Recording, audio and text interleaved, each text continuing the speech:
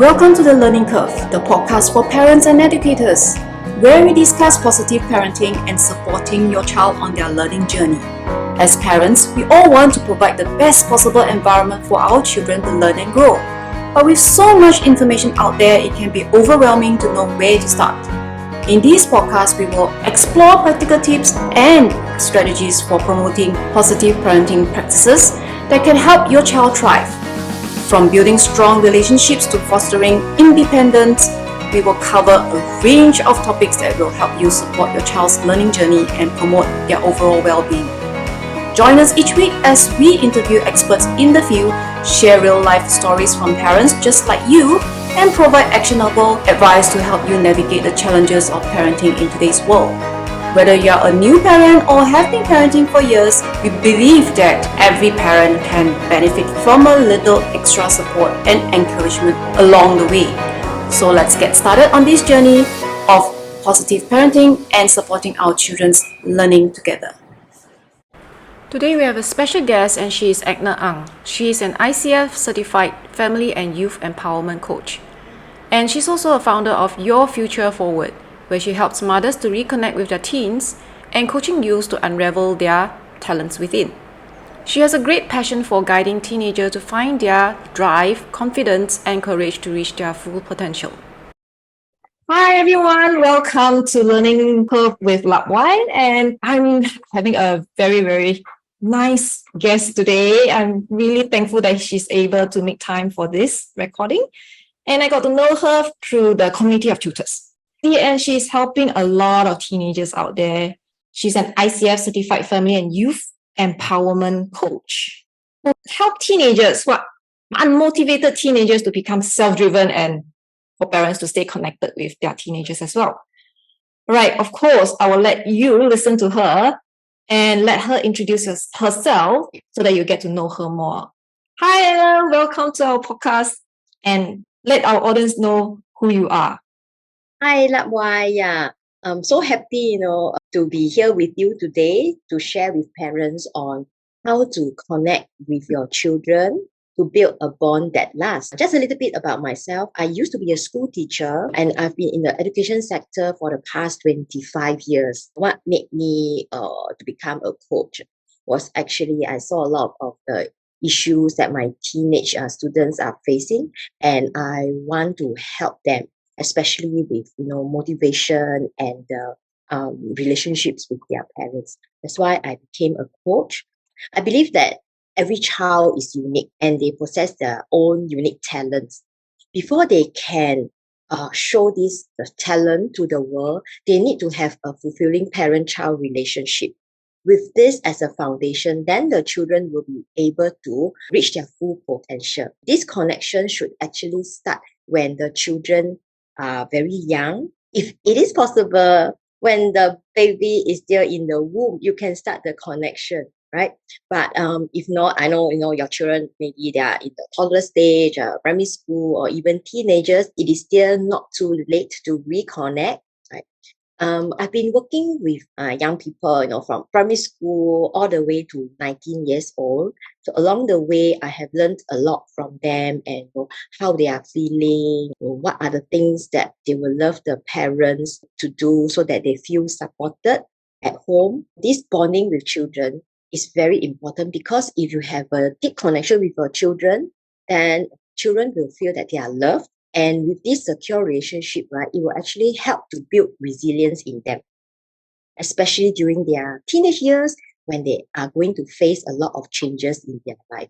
And with this resilience, right, they'll be able to recover from setbacks, and then they'll be able to cope with the stress. So what are some of the things that parents can do when your children are still young to build a deep connection, right? Children, they love to play. So one of the very good way to build connection is to play with your children. Really take time to play, okay? No matter what kind of play, you must look at what your children likes, right? For example, some children, they love to play with Play-Doh. I think most children, they will love to play with Play-Doh. So you can play with them, make things, right? When the children are young, right, their curiosity is very high, right? So when you bring them out, talk to them, okay, observe their surrounding, just connect with them, right? Even like looking at the butterflies or the flowers, that would be a very good way to build the bonding, right? Yeah, Yeah, so that's why, yeah, you agree? yes. Like I have a friend who say that every time she's also always in a rush. So while the girl was like, her daughter was walking right behind her, she's rushing her, quick, hurry up, hurry up. But actually, her daughter is trying to enjoy the nature, watching the butterfly, like what you mentioned, right? Flying flower to flower. It's like, wow, what a beautiful sight to the daughter, but the mother is rushing. But suddenly it came to a point like, hey, actually, I shouldn't rush. I should enjoy this moment with my daughter. Look at what she's looking at. Yeah, so that I can have a better understanding what exactly is running in her mind, and how can I, connect with her better. Okay, I have a son. He's in primary 2 this year. So I will, send him to school every day. And along the way to school, we'll be looking at our surroundings and the birds flying. Sometimes we pass by one mango tree and we will count how many mangoes are there on the tree. That kind of thing, right? It just builds the connection. And another good way is read to them. Besides, building a connection, children can also improve their language, right? Either you read to them in English or in their mother tongue, especially during bedtime. So bedtime, both of you are cuddled up very comfortably on the bed, right? And then you are reading to your child. And when you read to them, right, point out things on the book and ask them questions. That will set them, thinking about things as well. They will gain knowledge, okay? It will improve their language as well as bond better with you, right? That is like for younger children. They love to do art and crafts as well. So art and craft is also a very good way to bond, right? Yes, why? correct. Yeah. I used to teach art to younger kids in the past. Wow. It's like, well, it's amazing when I get to see parents and child get to work together to create an art.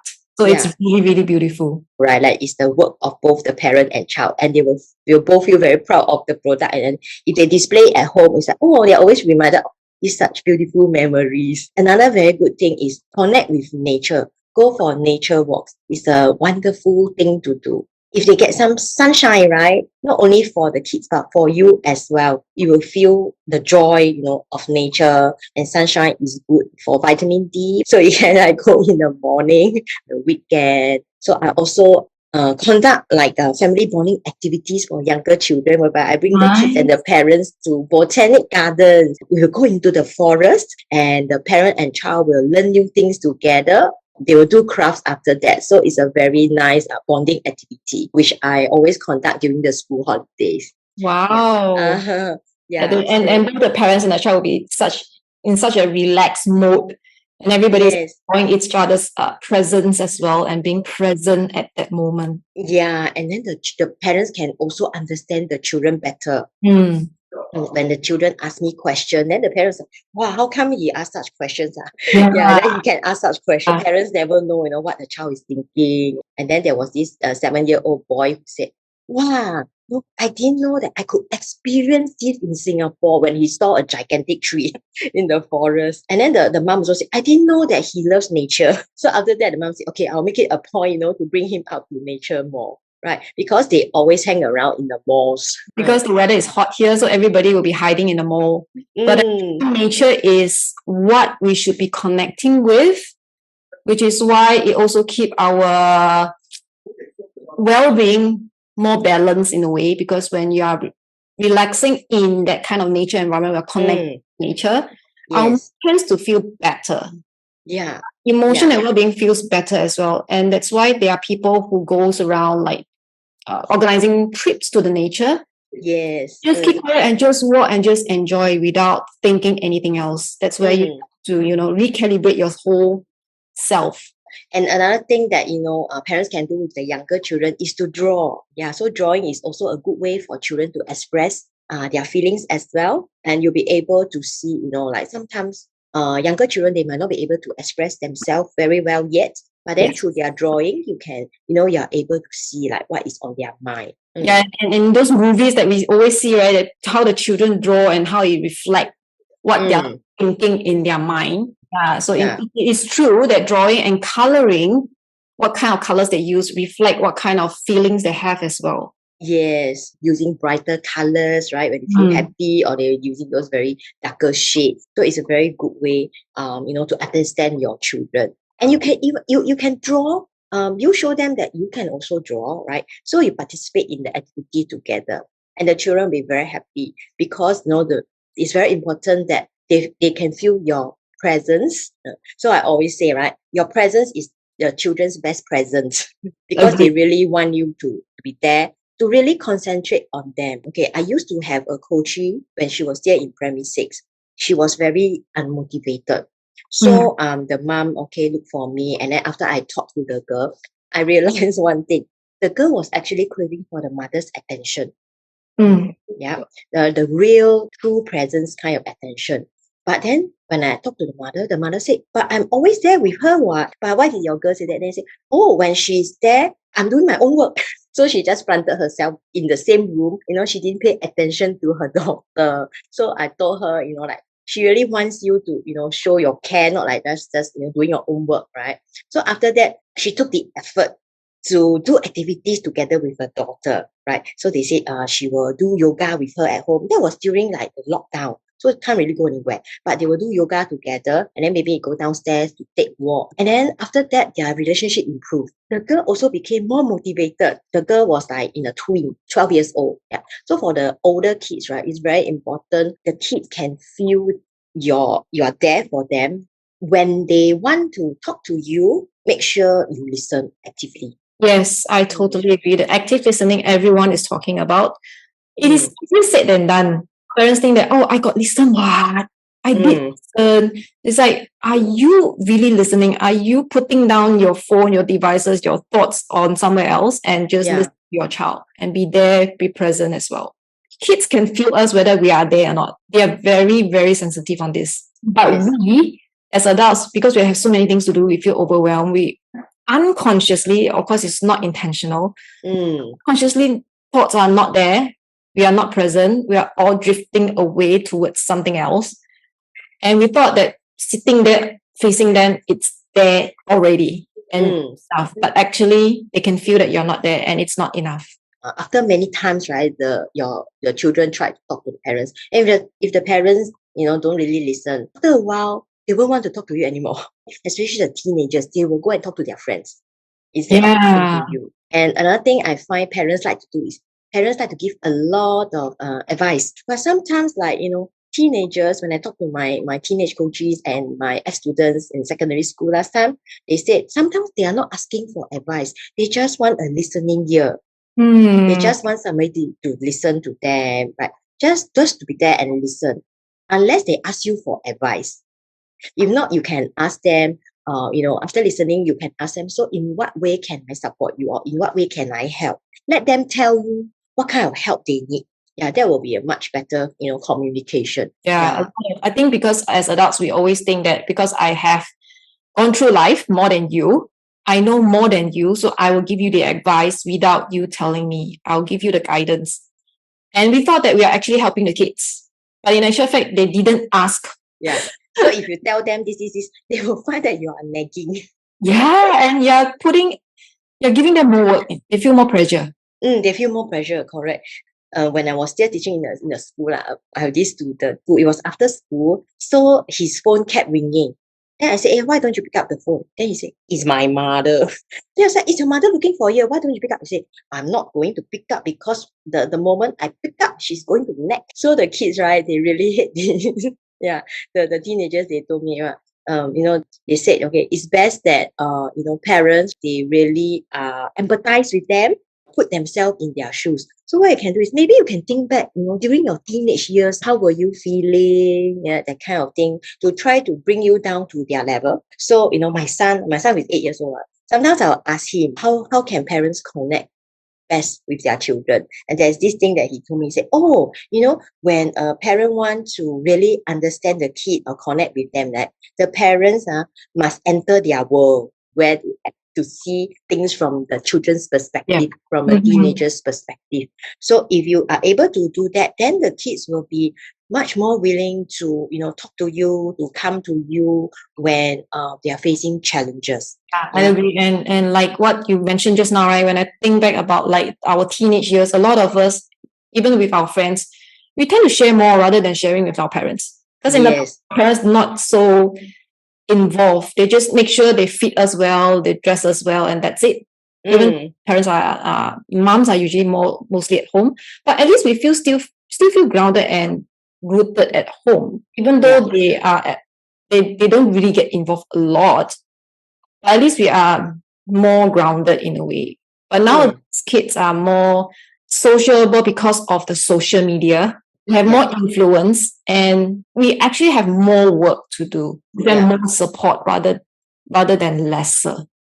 Especially this, we call them Generation Z. Okay, this group of children, they are totally different from our era. So I know I've been teaching for like 25 years, right? So I know the children that I taught long ago, totally different from now. Now the children are so IT savvy, right? Okay, right. Like they are born with this knowledge and skill of IT. Like my son, sometimes he will find some functions on my phone which I don't even know how to. So I said, hey, can you teach me? So it's like, okay, like nowadays, right? Because of this social media and then especially like teenagers, right? They spend a lot of time on screen. A lot of feedback from almost all parents are there that the children spend so much time on the screen. If you see your child doing this, maybe you can reflect back and see, why is my kid doing this? If they are still in their tweens, right? You can think back, why is my kid always on the phone? Yeah. Because do you think that if there's something else interesting for the kid to do, that thing can replace the phone usage? For example, my own son, he can also play on the phone, okay, but I limit the time. Sometimes I say, okay, it's time to stop, right? So let's do something. And my son loves to draw. I ask him to teach me how to draw something. Yeah, especially for younger kids, they love to have that kind of control or in demand kind of thing. Yes, correct. So when I ask him to teach me, then you will, quickly put the phone aside already. Go and take paper. I say, okay, mom, you draw this, right? Just last week, very funny. He was teaching me to draw a portrait. So I do step by step. Later he said, it's quite good. I will give you an F plus. I said, F plus, wow, okay, it's quite good. Yeah. So when the child is like, when they feel that they are in control, they are able to contribute something, they will feel very happy and like empowered. Yes. I have read a lot of books. Why do children and teenagers like to be on the phone? It is because when they are on the phone, they feel that they are in control. They feel they're in control. And when they put their phone down, maybe they'll hear the parents nagging. Moms nag more, or then they'll feel that, I have tons of homework to do. They feel kind of like powerless in a way. Yeah. So they tend to take the phone and they start playing. Suddenly they are in their own world already, whereby they are in control. Yes. That is how they feel. When they are on the phone, it's kind of like the phone is controlling them. Correct. In this way, right, you mentioned like drawing together with them, letting them be in control. And that's how we build the connection with them as well. It will have a better foundation to go up. Correct. So when you can do this from young, okay, it builds the foundation, right? The connection, it builds so that when the children reach the teenage years, they will be having this good bonding with you. When they reach their teenage years, although they are at this period of time, right, they will also be wanting to be more independent, but then they will still come back to you when they have problems, when they have issues. They will still come back to look for you. The connection will still be there. Yeah. Is that why parents who are building the connection non-stop? I mean, there's no break. You keep the connection from young until they're older. That's why these parents do not have the problem of like rebellious teenagers. Yes. And those who tends to build connection when they're babies. It is nice to play with and all those things. To primary school, the connection get lesser and lesser. All we do is to just rush them through homework, make sure they pass, make sure they score A's and all those things. Is that why that parents and the child connection gets lesser and lesser? And that's where when they grow into teens, start to rebel. If the parents are able to build the connection from young, right? When the kids go to primary school, the connection, shouldn't stop. Of course, it might become lesser because of the homework that the children need to do. But, parents should still find the effort and the time to connect with the children. If there's so less time, right? A very good thing that you can actually do every day is connect with them during a meal, like dinner. During dinner time, talk to them, share what happened during the day. Like everybody gets a chance to share, right? That builds family bonding. If the kids are really so busy, especially children when they are sitting for a PSLE, right? The PSLE year, I know like my coaches, the parents will be giving them so many practice papers to do.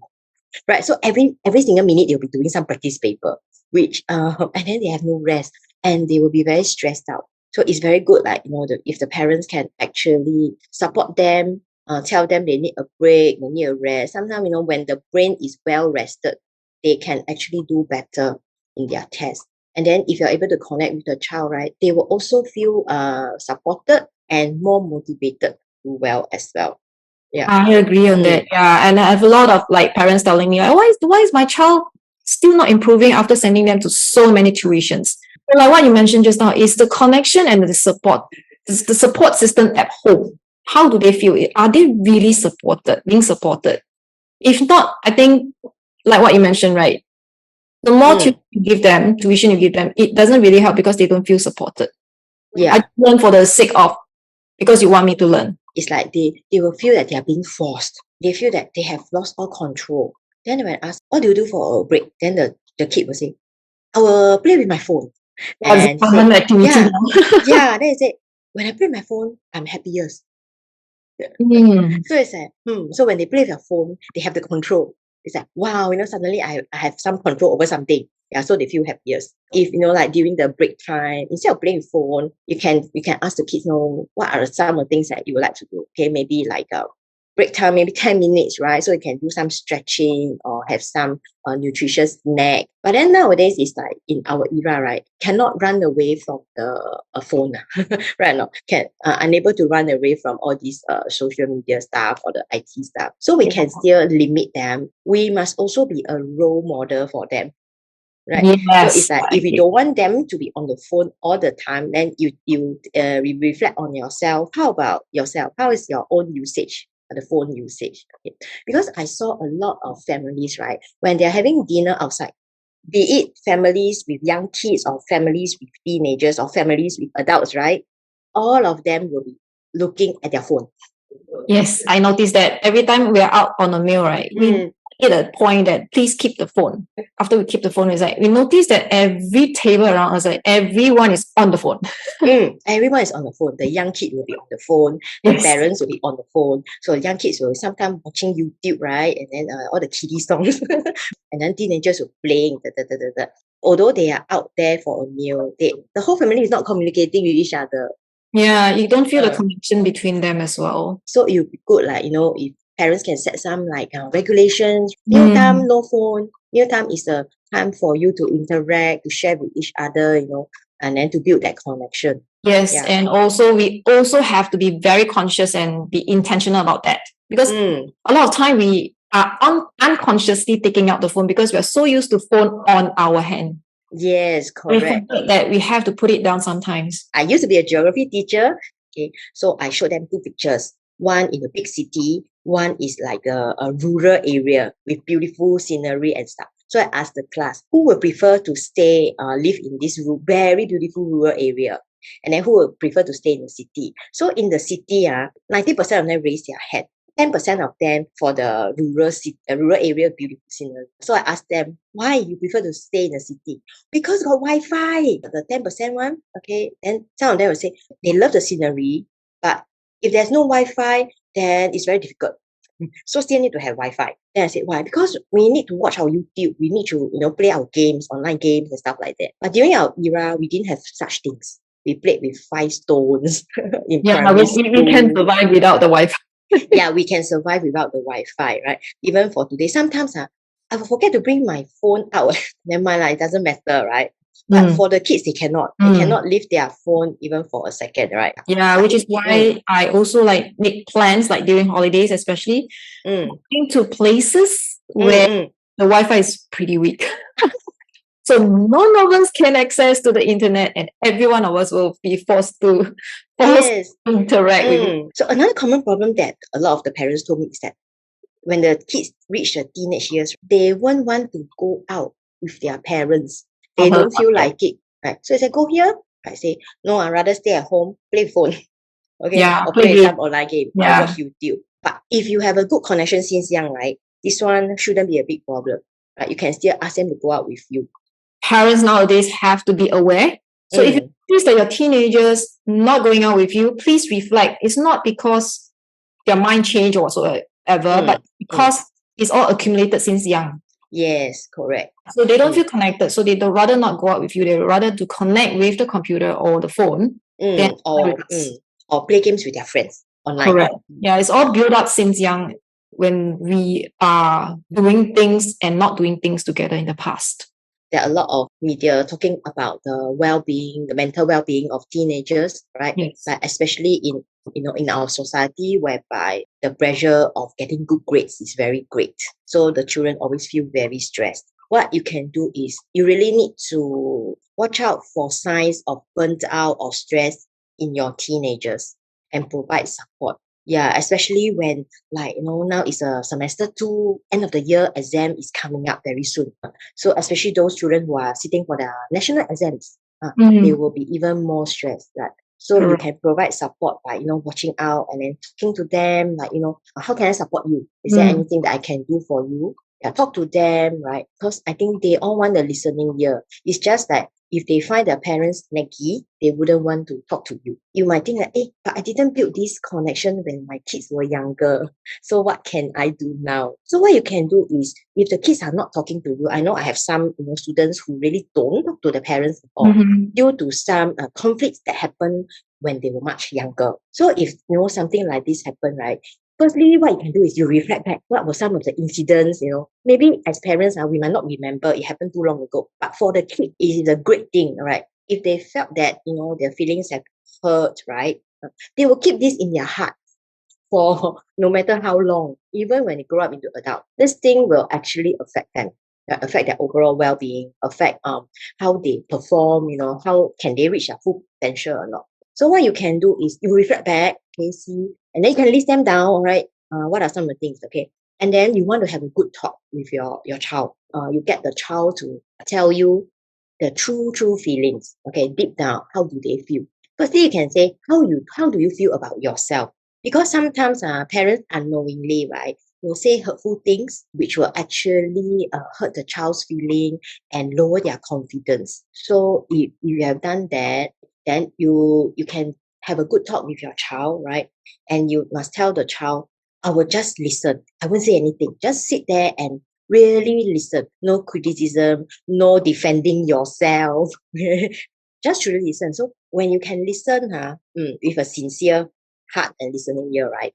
The child will feel that, my parent now is really putting effort to understand me. Then you might find a lot of things that you never know. That you didn't even realize, wow, I didn't know my child felt this way. And then you can also tell the child, okay, maybe at that moment, okay, what were you feeling? Not in a defending way, but just to really tell your child, why did you say such things? Okay, were you frustrated or were you just stressed with your own work? And then, some parents, right, sometimes when we are too stressed, okay, when there's something that triggered us, we will shout at our children. So if things like that happen, then just have a very open conversation, like heart to heart talk, no defending, no criticism. After that talk, I'm sure the relationship will improve. Yes, so agree with you. And thanks for that. Sometimes I have a friend, the child has some sort of illness lah. Her blood was not very good. What I know is the daughter is in her 40s. What happened was father and daughter had a very bad relationship. There was always conflict. Father will always scold the daughter because the daughter is not doing well in school. The cells in our body, okay, don't take negative things very well, right? So the daughter in her 40s developed some kind of blood disorder. One day, I bumped into the mom. The mom was telling us about the story. So it could be, because of this relationship, right? She and the father's relationship was so bad for the past over 40 years. So when I told the mom, say, why not, to patch up the relationship. So they really did it. Now the daughter's condition improved a lot. Even the doctors were kind of amazed. Like, what happened? And the father and her, now they are like the best of friends like that. So it's really amazing what this patch up can do. Which is why they say there's a lot of focus on mental well-being nowadays. Because this mental well-being is really, really, really important, and it can indirectly affect our health. And like what you mentioned, being able to actively listen without judgment, criticism, no defensive. It's not easy to do as a parent, because very quickly we jump into conclusion with what they say. We have to always be conscious and always be aware of our reaction before we react. So that means we take a step back first before we want to react. Maybe take a deep breath. Okay, how do I want to reply, or how do I want to reply back to my child? Instead of straight away reply them. Nowadays, I also take that effort make the effort to not reply immediately and take some time to reflect before I reply, so that I know that I won't say anything that's hurtful to my child. But if sometimes unknowingly, right, or subconsciously we say something hurtful, we apologize. Yes. So sometimes I do that also, that I will apologize to my kid. Like every night, right? Every night we will think of, is there anything that we need to complete with each other? So every night we will go to bed happy. Say it's a fresh new happy day. If not, the resentment will build up. The resentment to you might not be something serious, but to the kid, especially young, it will just build up and build up and build up. Okay, and they reach the teenage years. That's whereby you feel that, how come they are so rebellious now? That's because now they feel that, now I am grown up. I have my own thinking. It's like I don't have to listen to you anymore. So that's how you find that, how come suddenly when they were in primary school they were still very docile and everything say but when they reach secondary school, then it's totally a different story. Then you have to reflect back what happened.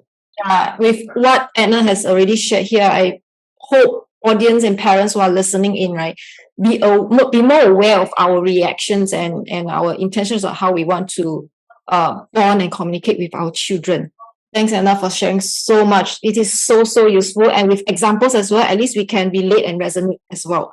One takeaway for the parent for today who are listening.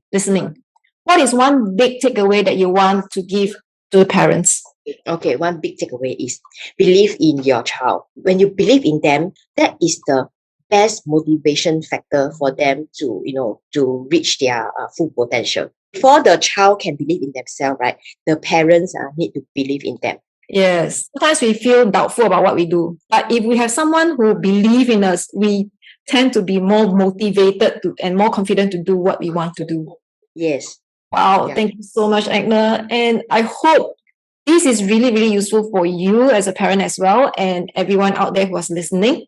And even though you are not parent and maybe you are educator, it is also helpful as an educator to connect with your students and understand so that you can help them further. Right. Thank you, Edna. Thank you. Hey. Oh, yes. You have the 30 minutes complimentary consultation. Yes. I'll put in your link on the show notes. And so for parents who are struggling or have more questions to ask about building communication with your child, or having a connection problem with, or maybe you want to improve your connection with your youth or your children. Or you find that your children are very unmotivated, and you do not know why, although you have sent them to so many tuitions. I'm here to help you. So you can connect with me. Yes, Edna will be here to help you. So I'm putting a link on the show notes. So if you are looking for her and you have more questions for her, so do feel free to click on the link in the show notes. All right, thank you everyone, and thank you all the parents who are listening in, and thank you for Edna to be here with us. Thank you, likewise. Thank you for tuning in to The Learning Curve, the podcast for parents and educators. We hope you found our today's episode helpful in supporting your positive parenting journey and your child's learning and development. If you enjoyed this episode, be sure to subscribe to our podcast on your favorite listening platform so you will never miss an episode. And if you found value in what you heard, we would appreciate it if you could leave us a rating and a review. This helps us reach more parents like you who could benefit from our content. We also want to hear from you if you have any questions, comments, or feedback. Please don't hesitate to reach out to us through our website or social media channels. We are here to support you on your parenting journey and are always happy to hear from our listeners. Thank you again for listening, and we look forward to sharing more valuable insights and strategies with you in our next episode.